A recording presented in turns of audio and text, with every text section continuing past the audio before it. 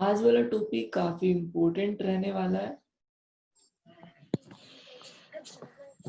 काफी important information है इस टॉपिक में। आज हम कुछ कॉमन डिजीजेस के बारे में डिस्कस करेंगे।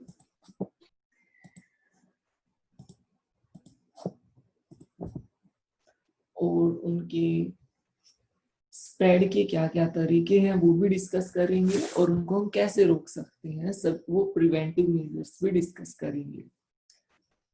तो जैसा कि आप जानते हो, कोई भी डिजीज है वो 3 मोड से फैल सकती है, through air, through water, through food intake, और चौथा तरीका है थ्रू होस्ट। कोई भी होस्ट के थ्रू, जैसे कि मॉस्किटो है या फिर कोई मक्खी है, फ्लाई है, उसके थ्रू भी डिजीज फैल सकती है। तो सबसे पहले हम उन डिजीज पर आते हैं जो एयर के थ्रू फैलती हैं। ये सरफेस को कांटेक्ट, सरफेस के इन्फेक्टेड सरफेस के कांटेक्ट में आने से फैलती है।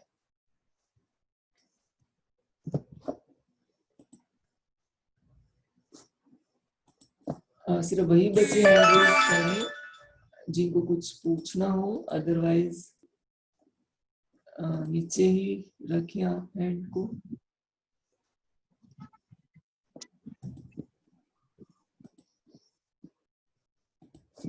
तो सबसे पहली जो डिजीज है जो एयर के थ्रू अक्सर फैलती है वो है ट्यूबरकुलोसिस। इसको हम शॉर्ट में एब्रिविएशन में टीबी भी बोल सकते हैं। सबसे ज्यादा थ्रेटनिंग जो डिजीज है इंडिया में जो एयर के थ्रू फैलती है वो है ट्यूबरकुलोसिस। जो डेथ रेट है ट्यूबरकुलोसिस का वो कोरोना से भी ज्यादा है अगर पर ईयर देखें तो ये एक्चुअली लंग्स की डिजीज है।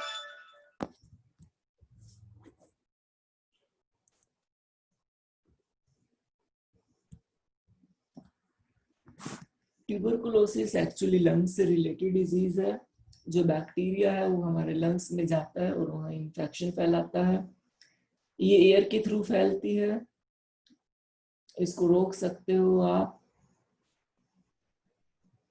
मास्क पहनकर और दूसरे कुछ तरीके अपनाकर।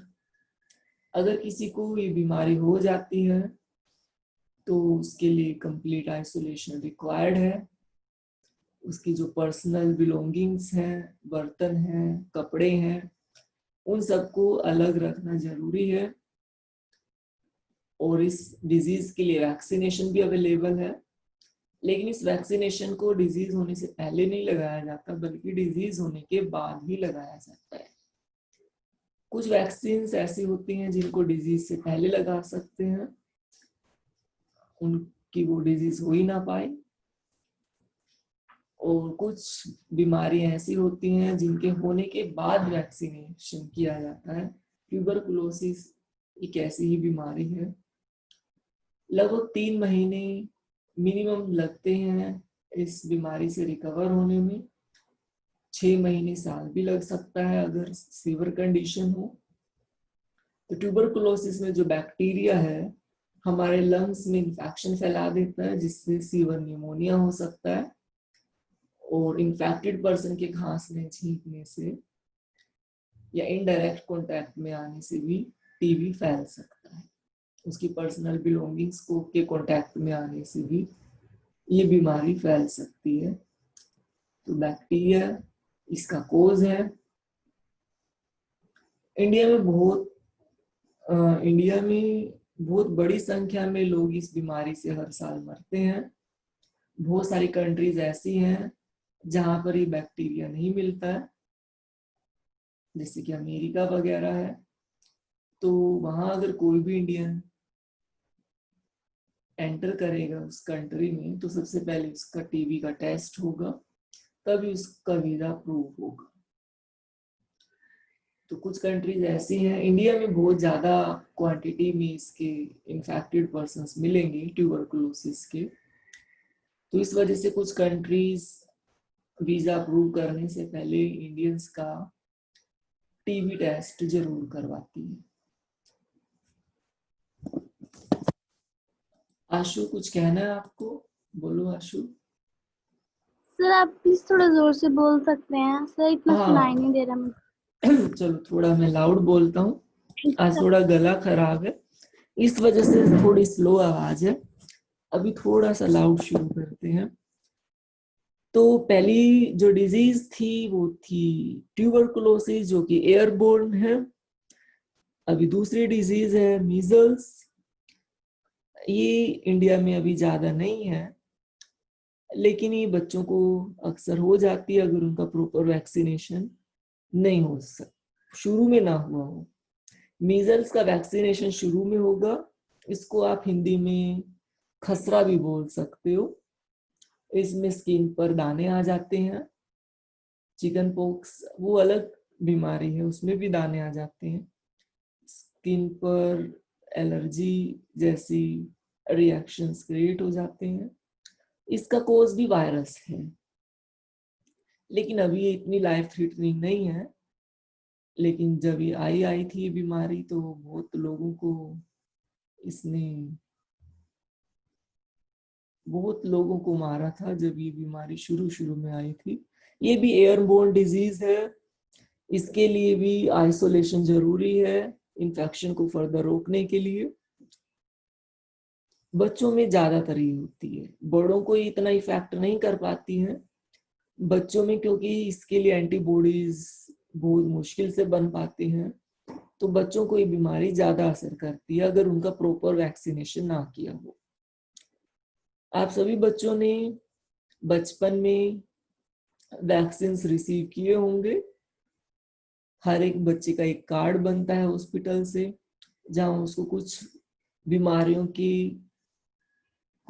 के लिए वैक्सीनेट करते हैं। उनमें से मीजल्स भी एक बीमारी है जिसका इंजेक्शन हर एक बच्चे को बचपन में ही लगा दिया जाता है, ताकि फ्यूचर में अगर ये बीमारी हो जाए, ये वायरस एंटर कर जाए मीजल्स का, तो उसकी बॉडी में एंटीबॉडीज पहले से मौजूद हो जो उस इन्फेक्शन के साथ फाइट कर पाए। तो ये ज्यादातर बच्चों को ही अफेक्ट करेगी, बड़ों को इतना अफेक्ट नहीं करती है, क्योंकि बड़ों में एंटीबॉडीज काफी क्वांटिटी में इजिली बन जाते हैं। मल्टीप्लिकेशन एंटीबॉडीज का इजिली हो जाता है। एंटीबॉडीज का मतलब समझते हो क्रिश? एंटीबॉडीज का मतलब समझते हो? बोलो क्रिश। क्या होते हैं एंटीबॉडीज? एंटीबॉडीज क्या होते हैं? एंटीबॉडीज वो होती है जो एंटीबॉडीज वो होते हैं जो अगर कोई डिजीज है तो उससे फाइट करने में हमें हेल्प करते हैं। ये भी बायोलॉजिकल सेल्स हैं जो हमारी बॉडी में या तो पहले से मौजूद होते हैं या फिर इजिली बन जाते हैं जब भी कोई इन्फेक्शन होता है, या वैक्सीनेशन के बाद ही बन सकते हैं। तो एंटीबॉडीज हमारा डिफेंस सिस्टम का पार्ट है, इम्यूनिटी का पार्ट है। एंटीबॉडीज हमारी बॉडी की एक तरह से सैनिक हैं, आर्मी है, जो हमें अलग अलग तरीके के वायरस बैक्टीरिया से बचा के रखती है। तो अगली बीमारी है चिकन पॉक्स। ये तो बच्चों में बहुत ज्यादा कॉमन है, लगभग हर बच्चे को ये लाइफ में एक बार तो जरूर हो ही जाता है। आपकी क्लास में भी 50% से ज्यादा बच्चों को ये हो चुका होगा। इसमें स्किन पर दाने बन जाते हैं, ये भी वायरस की वजह से होता है। इसके लिए बचपन में बच्चों को वैक्सीनेट करते हैं ताकि बड़े होने पर अगर उनमें इन्फेक्शन हो भी जाए चिकन पॉक्स के वायरस का, तो वो जल्दी से रिकवर हो जाए। आशु आवाज आ रही है? यस सर, मैं ये पूछना चाहती हूँ कि ये चिकन पॉक्स भी एक डिजीज है? ये भी एक डिजीज है, लेकिन आपको ये जान के हैरानी होगी कि हमारी सोसाइटी में इसको डिजीज नहीं मानते हैं। इसको हम किसी देवी का देवता का प्रकोप मान लेते हैं, ज्यादातर इंडियन सोसाइटीज में, नॉर्थ में खास तौर से ऐसा होता है कि इसको हम एक वायरल डिजीज नहीं मानते। बहुत सारी सोसाइटीज में ऐसा इसके लिए समझते हैं कि कोई ये प्रकोप है, कोई दैवी प्रकोप है, तो इसके लिए कोई ट्रीटमेंट भी नहीं लेते हैं। एक्चुअली इसके लिए जो वैक्सीन है वो बचपन में बच्चों को लगा दी जाती है। बड़े होने पर अगर ये वायरल इन्फेक्शन हो भी जाए तो बॉडी 1-2 हफ्ते में इजिली रिकवर हो जाती है। ये लाइफ थ्रेटनिंग नहीं है। पहले बहुत ज्यादा लाइफ थ्रेटनिंग थी जब ये वायरस आया था, लेकिन अभी तो वैक्सीन अवेलेबल है इसके लिए, होने से पहले के लिए भी और होने के बाद के लिए भी। तो वैक्सीन के भी 2 टाइप है, जो एक है जो बीमारी के वायरस के एंटर होने से पहले लगता है, एक वायरस के एंटर होने के बाद लगता है।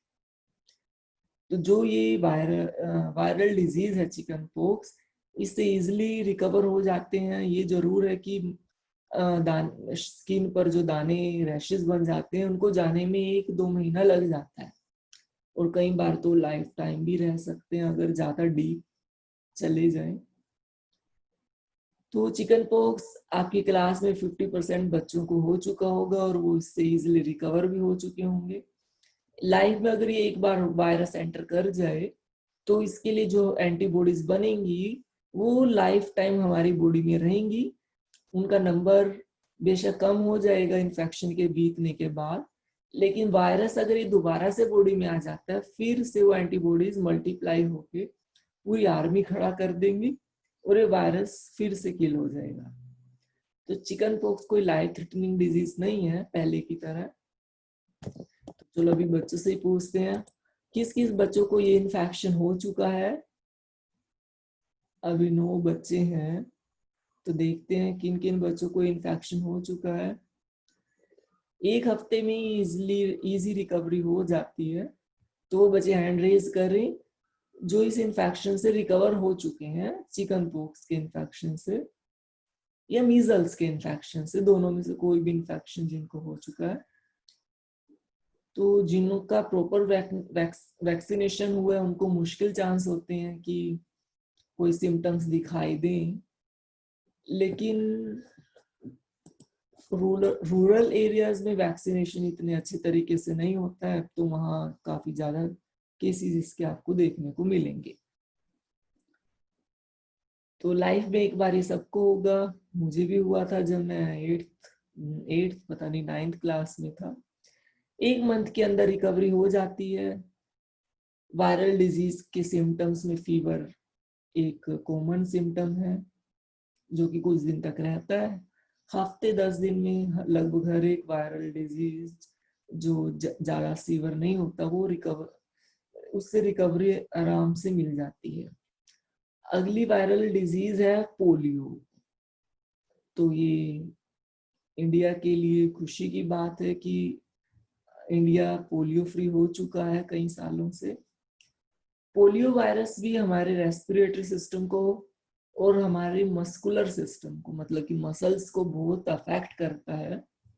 इससे हमारी मसल्स इतनी ज्यादा अफेक्ट हो जाती हैं कि हमारी लेग्स और हाथ पांव मुड़ भी सकते हैं, ग्रोथ रुक भी सकती है, स्पेशली लोअर लिम्स की, मेंटली रिटार्ड भी हो सकता है इससे बच्चों में ज्यादातर ये इन्फेक्शन सीवर हो जाता है।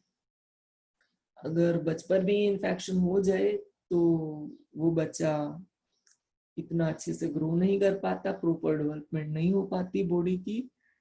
रेस्पिरेटरी सिस्टम को ये अफेक्ट करता है अगर ये सीवर हो जाए।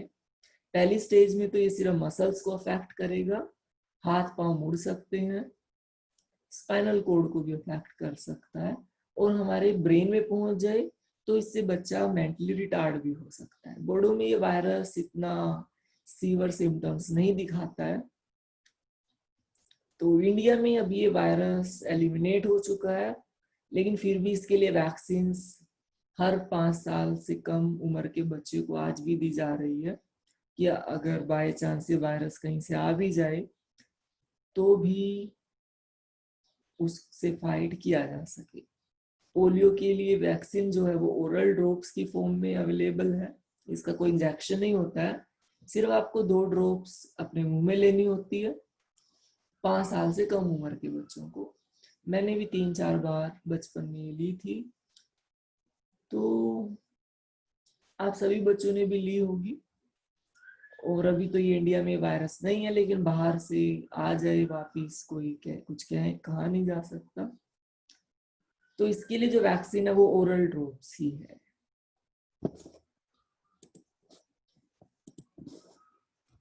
तो इन सभी एयरबोर्न डिजीज से अगर बचना है तो आइसोलेशन बहुत ज्यादा जरूरी है। जो इन्फेक्टेड पर्सन है उसकी पर्सनल बिलोंगिंग से भी दूरी बना के रखनी पड़ती है।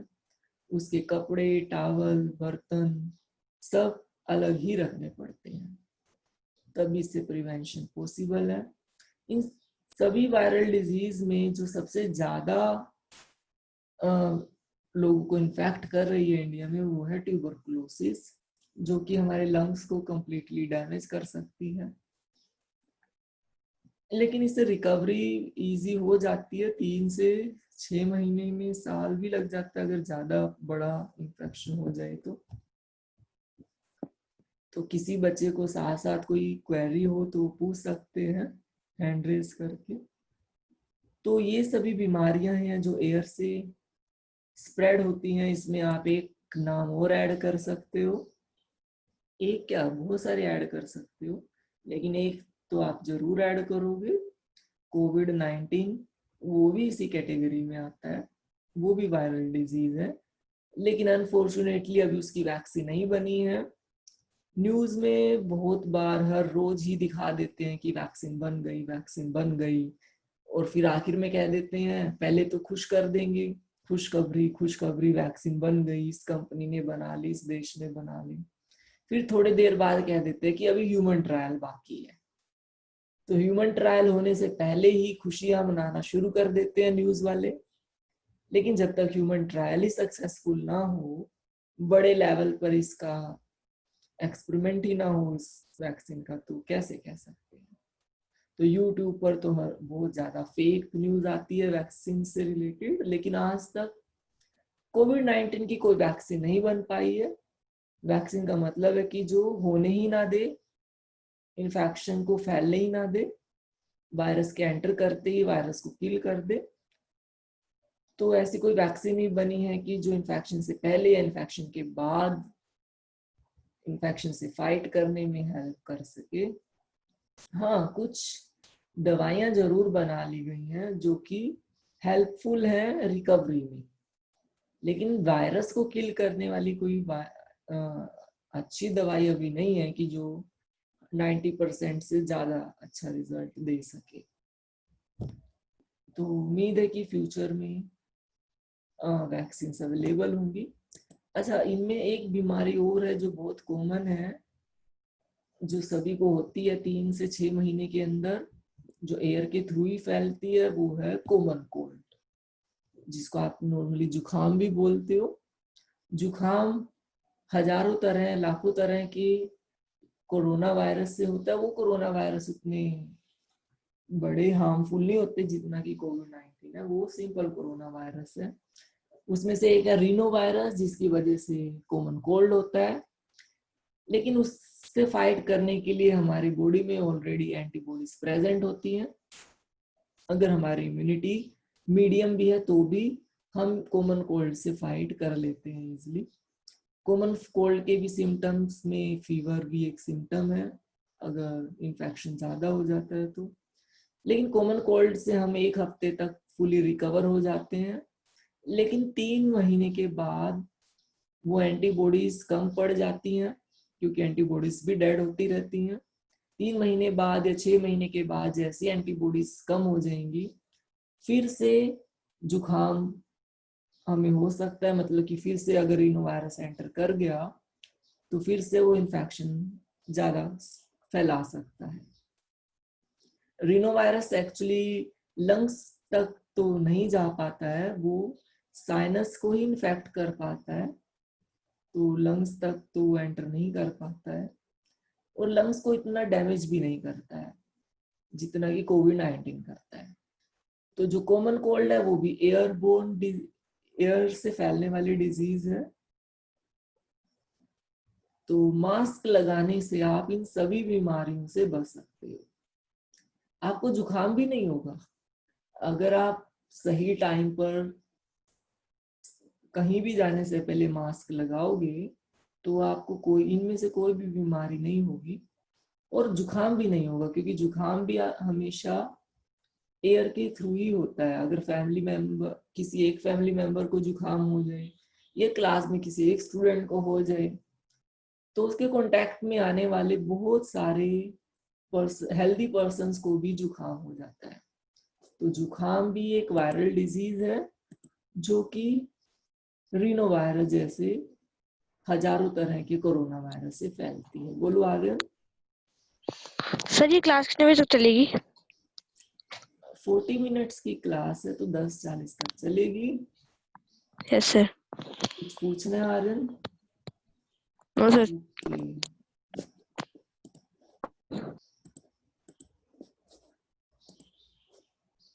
तो कॉमन कोल्ड भी एयरबोर्न डिजीज है, तो मास्क जितना लगाएंगे, जितना इन्फेक्टेड पर्सन से आइसोलेशन बनाएंगे, दूरी बनाएंगे, उतना आप कॉमन कोल्ड से भी बच पाओगे।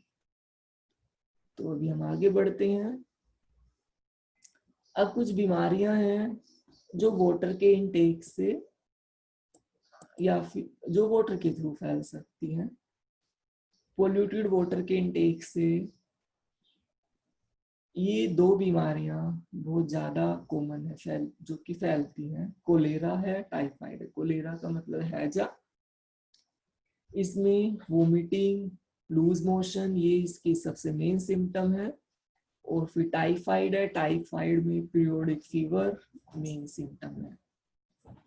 तो ये दोनों ही बीमारियां बैक्टीरिया के थ्रू फैलती हैं और ज्यादातर पोल्यूटेड वाटर के इनटेक से फैलती है, या पोल्यूटेड खाना हो, कंटामिनेटेड फूड हो, उससे भी ये बीमारियां फैलती हैं। तो इससे बचने के लिए सैनिटरी हैबिट्स अपनाना बहुत जरूरी है।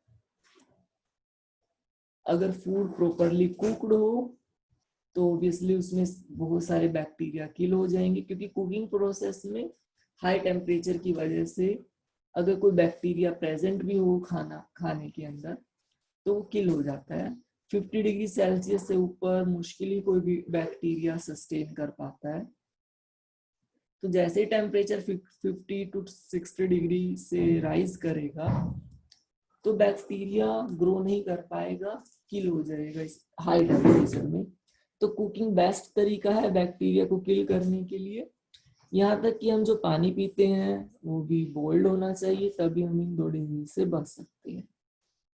जनरली देखा गया है कि जो भी हम पानी पीते हैं वो कभी भी बोल्ड नहीं होता है। मुश्किल ही कोई एक भी बच्चा होगा जो बोल्ड वाटर पीता होगा। आजकल आरओ भी आए हुए हैं जो कि हाइब्रिड आरओ है, जिसमें पानी अपने आप ही बॉयल हो जाता है, अपने आप ही कूल हो जाता है। तो कोई भी पानी जो हम टैप वाटर अगर पी रहे हैं या फिर कहीं से भी पानी आ रहा है, चाहे झरने से भी पानी आ रहा हो, पहाड़ों से भी आ रहा हो, उसमें भी बैक्टीरिया वायरस प्रेजेंट हो सकते हैं। तो कोई भी पानी है पहले उसको आप बॉईल करो अच्छे से, 50 डिग्री सेल्सियस से ज्यादा हो, 100 तक हो तो और अच्छी बात है। उसको बाद में बॉईल करने के बाद ठंडा करो, फिर उसको इनटेक करो। कुकिंग में यूज होने वाले पानी को पहले बॉईल करने की जरूरत नहीं है, क्योंकि वो पहले से ही कुकिंग के दौरान ही बॉईल हो जाता है। आर्यन कुछ कहना है आपको? Yes sir. बोलो आर्यन। सर बोल्ड वाटर को आप डिफाइन कर सकते हो? एक सेकंड। बॉइल्ड वाटर का मतलब कि पानी को आपको उबालना है, गर्म करना है 100 डिग्री सेल्सियस या उससे ऊपर के टेम्परेचर पर। सर लेकिन आजकल कुछ आरओ ऐसे आए हुए हैं जिनमें बॉइलिंग की जरूरत नहीं पड़ती। उनमें यूवी लैंप होता है, अल्ट्रावायलेट लैंप। उस लैंप में से रेडिएशन निकलती है, तो वाटर में प्रेजेंट बैक्टीरिया वायरस को कुछ हद तक किल कर देती है। बॉइलिंग वैसे ज्यादा अच्छा है, यूवी रेज सर से भी 90% वायरस बैक्टीरिया तो किल हो जाते हैं, लेकिन बॉइलिंग से यस सर बिल्कुल 99% हो जाएंगे। तो आजकल यूवी लैम्प आरओ में आता ही है, अगर अच्छा आरओ आप ले रहे हो कंपनी का तो उसमें यूवी लैम्प लगा ही रहता है। तो यूवी लैम्प से यूवी रेडिएशंस आएंगी और वो भी बैक्टीरिया वायरस को किल कर देंगे अगर पानी में कुछ प्रेजेंट है तो आज से आप जब भी कोई पानी पियो, खास तौर से टैप वाटर और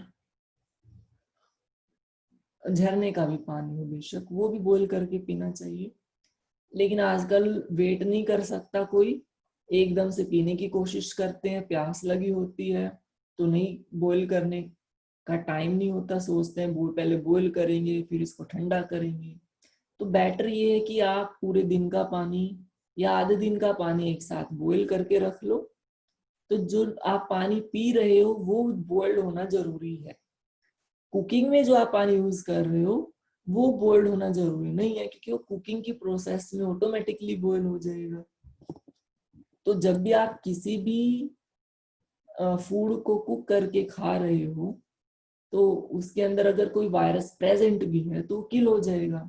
अगर आप कोई वेजिटेबल को बॉईल करके या फिर कुक करके खा रहे हो तो अगर उसके अंदर कोरोना वायरस भी है, कोई भी वायरस बैक्टीरिया है, वो भी किल हो जाएगा। लेकिन अगर आप कोई कच्ची वेजिटेबल खा रहे हो, कच्ची सब्जी खा रहे हो, सलाद सैलेड के फॉर्म में खा रहे हो, तो उसको प्रॉपर उसके आउटर लेयर को प्रॉपरली सैनिटाइज करना जरूरी है। अगर आप टमाटर, खीरा ये सब बिना अच्छे से सैनिटाइज किए खा रहे हो तो उस पर अगर कोई सरफेस पर वायरस बैक्टीरिया प्रेजेंट है तो आपके डाइजेस्टिव सिस्टम को या अदर बॉडी सिस्टम को अफेक्ट कर ही सकता है। तो आज के समय में कोशिश करो कि आप अगर कोई कच्ची सब्जी खा रहे हो, खीरा वगैरह, टमाटर वगैरह, तो उनको पहले अच्छे से सैनिटाइज करो। सैनिटाइज का मतलब ये नहीं कि आप अल्कोहल से सैनिटाइज करो, आप कोई भी आजकल स्पेशल केमिकल आए हुए हैं वेजिटेबल्स को वॉश करने के लिए, सिंपली नमक से भी, अगर आप नमक के पानी से भी वॉश करते हो वेजिटेबल्स को तो उससे भी 70% वायरस बैक्टीरिया किल हो सकते हैं। आजकल कुछ केमिकल भी आए हुए हैं जो स्पेशल फूड आइटम्स के सैनिटाइजेशन के लिए यूज होते हैं। अल्कोहल वाला सैनिटाइजर यूज कभी नहीं करना वेजिटेबल्स और फ्रूट्स को वॉश करने के लिए। हाँ, जो सब्जी आप कुक कर रहे हो, बॉईल कर रहे हो, उसके लिए सैनिटाइजेशन की इतनी जरूरत नहीं है। उसको आप सिंपल पानी में इससे निकाल लो, बाद में उसको कुक करोगे तो वायरस बैक्टीरिया होगा भी तो भी किल हो जाएगा। तो ये दो बीमारियां ऐसी हैं जो पानी के थ्रू या पोल्यूट इन्फेक्टेड कंटामिनेटेड फूड के थ्रू फैल सकती हैं। कोलेरा है, हैजा कहेंगे इसको, टाइफाइड है। टाइफाइड तो ऐसी बीमारी है जिसको होती है उसको पता ही नहीं चलता कि उसको बैक्टीरियल इन्फेक्शन हो गया है। ठीक हो जाएगा, फिर कुछ दिन ठीक रहेगी बीमारी, फिर से बैक्टीरियल इन्फेक्शन हो जाएगा। होता क्या है कि जैसे टाइफाइड का बैक्टीरिया हमारी बॉडी में एंटर करता है तो हमारी बॉडी में एंटीबॉडीज बढ़ने लगती हैं, बैक्टीरिया से फाइट करती हैं। फिर बैक्टीरिया कम पड़ जाता है, एंटीबॉडीज ज्यादा पड़ जाती है, तो हमारा फीवर खत्म हो जाता है। फिर थोड़े दिनों में क्या होता है, वो बैक्टीरिया फिर से मल्टीप्लिकेट होता है और एंटीबॉडीज उस समय कम पड़ जाती हैं, फिर से बुखार हो जाता है। तो ये साइकिल तब तक चलता रहेगा जब तक बैक्टीरिया पूरी तरीके से, टाइफाइड का बैक्टीरिया पूरी तरीके से हमारी बॉडी में से बाहर नहीं निकल जाता। उसके लिए टैबलेट्स भी हैं, एंटीबायोटिक्स आप यूज कर सकते हो। वैक्सीन्स भी आती हैं, अगर टाइफाइड फीवर हो जाए तो वैक्सीन्स भी ले सकते हैं। पहले से वैक्सीन नहीं लेंगे टाइफाइड कोलेरा की, बाद में ले सकते हैं इन्फेक्शन होने के बाद। और जैसा कि हमने पहले भी डिस्कस किया है, एंटीबायोटिक्स लेने से पहले 100 बार सोचना पड़ता है। अगर आपने कोई भी डोज मिस की एंटीबायोटिक की तो वो आपको फायदा पहुंचाने की बजाय नुकसान पहुंचा सकती है, क्योंकि कोई भी एंटीबायोटिक है अगर आप उसकी एक भी डोज मिस कर देते हो, बैक्टीरिया के मरने से पहले ही दवाई छोड़ देते हो, तो बैक्टीरिया इतना पावरफुल हो जाता है कि वो दवाई फिर उस बैक्टीरिया को किल नहीं कर पाएगी। तो बैक्टीरिया बहरूपिया है, म्यूटेट होता है, अपनी फॉर्म चेंज कर लेता है।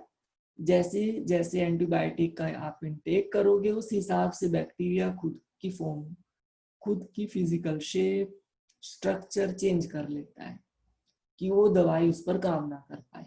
लेकिन अगर आप डोज पर डोज लेते रहोगे प्रॉपर टाइम में, प्रॉपर टाइम इंटरवल पर, तो बैक्टीरिया को टाइम नहीं मिलेगा खुद को म्यूटेट कर पाने का और सभी बैक्टीरिया किल हो जाएंगे। तो कोई भी एंटीबायोटिक अगर आप ले रहे हो, कोई बैक्टीरियल इन्फेक्शन की दवाई ले रहे हो, तो उसकी अगर सिंगल डोज भी आपने मिस की तो वो दवाई फ्यूचर में आप पर असर ही नहीं करेगी। और हर एंटीबायोटिक के साइड इफेक्ट तो देखो होते ही हैं किडनी लिवर पर। तो अगली जो डिजीज है वो है हेपेटाइटिस बी। ये भी एक वायरल डिजीज है। इसमें स्किन का कलर पीला पड़ जाता है, इसको जनरली हम पीलिया भी बोलते हैं। एक हेपेटाइटिस सी भी होता है, वो वाटर के थ्रू नहीं फैलता है, वो ब्लड के थ्रू फैलता है। इन्फेक्टेड ब्लड अगर किसी बॉडी पर्सन की बॉडी में एंटर कर जाता है तो उससे हेपेटाइटिस सी फैल सकता है। तो हेपेटाइटिस बी जो है वो भी एक वायरल डिजीज है। इससे लीवर पर काफी असर पड़ता है। ये लीवर के लिए काफी ज्यादा नुकसानदायक है ये वायरस। इसके लिए वैक्सीन अवेलेबल है, ये अब इतना लाइफ थ्रेटनिंग नहीं है। बॉइल्ड वाटर पीना 50% बीमारियों को से बचा लेगा। तो जो भी पर्सन बॉइल्ड वाटर पिएगा उसको कोई भी बीमारी होने के चांसेस 50% तक रिड्यूस हो जाएंगे। तो आप में से कौन कौन बच्चे बॉइल्ड वाटर पी रहे हैं अब आज से पहले से, लास्ट के 1 महीने से कौन कौन बच्चे बॉइल्ड वाटर पी रहे हैं? मुश्किल ही कोई एक होगा, हैंड रेज करें। या यूवी लैंप वाला वाटर पी रहे हो? सुनील, सुनील पर तो बैक्टीरिया असर ही नहीं कर सकता है। और कौन बच्चा है जो यूवी लैंप वाला वाटर पीता हो या फिर बॉइल्ड वाटर पीता हो?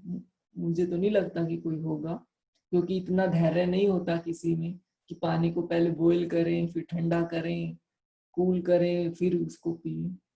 तो पूरे दिन का पानी आप या आधे दिन का पानी इकट्ठा ही बॉईल कर लो, ताकि बाद में वेट ना करना पड़े उसको ठंडा होने के लिए।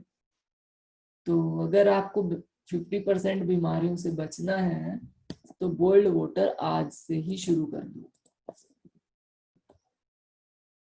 हेपेटाइटिस बी वायरल डिजीज है। ऐसे हेपेटाइटिस सी भी होता है, ए भी होता है, वो भी वायरल डिजीज है। हेपेटाइटिस सी थोड़ा ज्यादा डेंजरस होता है। हेपेटाइटिस एक्चुअली लीवर का इंफेक्शन है। ये जो वायरस है ये लीवर को अफेक्ट करता है, और लीवर तो हमारा पावर हाउस है। अगर लीवर अच्छे से काम नहीं करेगा तो सपोज करो कि पावर कट लग जाएगा पूरी बॉडी में, एनर्जी खत्म हो जाएगी, स्किन पीली पड़ जाएगी। तो जॉन्डिस भी कह सकते हो आप इसको। तो हेपेटाइटिस सी को हम काला पीलिया बोलते हैं। हेपेटाइटिस सी को काला इसलिए बोलते हैं क्योंकि इसकी डेथ रेट बहुत ज्यादा है। हेपेटाइटिस सी की ज्यादा है as compare to hepatitis A and B. और भी वायरल डिजीज है, स्टेबल में सभी डिजीज तो नहीं लिखी हुई है, बस जो ज्यादा कॉमन है वो लिखी गई है। तो ये वाटर के थ्रू फैलेगा ये वायरस। और अगली डिजीज है मलेरिया, या फिर डेंगू जो है वो वायरस से फैलता है। मलेरिया ये एक तरह के प्रोटोजोआ से फैलता है। ये आप जानते हो कि ये भी एक माइक्रो ऑर्गेनिज्म का टाइप है जो कि मॉस्किटो के ब्लड में, सलाइवा में प्रेजेंट होता है। विपुल ने कल पूछा भी था इसके बारे में। तो ये भी माइक्रो ऑर्गेनिज्म है, एक टाइप का प्रोटोजोआ जो कि फीमेल मॉस्किटो की बॉडी में ही मिलेगा और सभी मॉस्किटो की ब्लड में प्रेजेंट नहीं होगा। एक स्पेशल मॉस्किटो है, सिर्फ उसी के ब्लड में प्रेजेंट होगा। सभी मच्छर के ब्लड में मलेरिया फैलाने वाला प्रोटोजोआ नहीं होता है, कुछ एक टाइप के मच्छरों में ही होता है। तो सभी मच्छरों के काटने से मलेरिया डेंगू नहीं होगा। जिसमें वो प्रोटोजोआ या डेंगू का वायरस है, उसी मच्छर के काटने से ही आपको वो बीमारी होगी। हर एक मच्छर के काटने से मलेरिया नहीं होगा। तो मलेरिया से बचने के लिए या कहो कि मच्छर से बचने के लिए बहुत सारे तरीके हैं आपके पास। रिपेलेंट क्रीम आप कभी कभी यूज कर सकते हो, लेकिन रेगुलर यूज आपकी स्किन को अफेक्ट कर सकता है। तो मॉस्किटो रिपेलेंट क्रीम अवॉइड ही करें तो बेटर है। इमरजेंसी सिचुएशन में आप इसको यूज कर सकते हो। और ये तो आपको पता है कि